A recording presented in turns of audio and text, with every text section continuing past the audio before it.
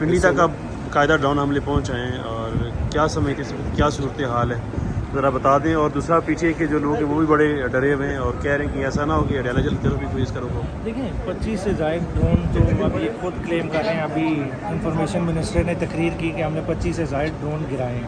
دیکھیں drone system کا داخل ہونا آپ کے ملک میں، اتنا لمبا سفر طے کرنا، ڈرون کوئی ہوائی جہاز تو ہے نہیں کہ بہت تیز سپیڈ پہ اڑا، ایک نارمل سپیڈ پہ اڑنے والا پلیٹ فارم ہے. وہ انٹر کر رہا ہے تو یہ ایک سوالیہ نشان ضرور اٹھتا ہے.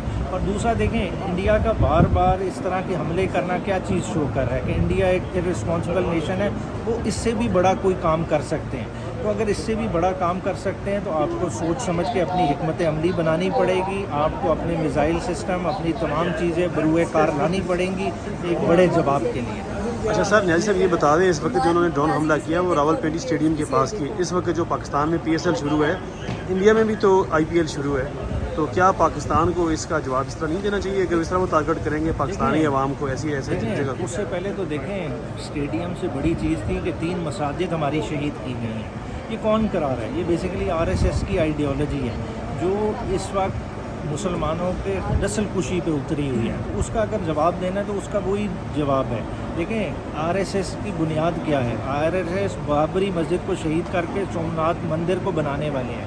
جب تک آپ سومناتھ مندر کی اینٹ سے اینٹ نہیں بجائیں گے آپ کو اپنے رزلٹ نہیں ملے گا. اگلے چند گھنٹوں میں آپ کوئی بڑی جنگ دیکھ رہے ہیں دونوں ملکوں کے درمیان؟ دیکھیں بھارت 4 ہے اور یہ خطہ جنگ کی لپیٹ میں جائے گا، اور یہ جنگ انڈیا پاکستان کی نہیں ہوگی، یہ گلوبل لیول پہ جا رہی ہے چیزیں.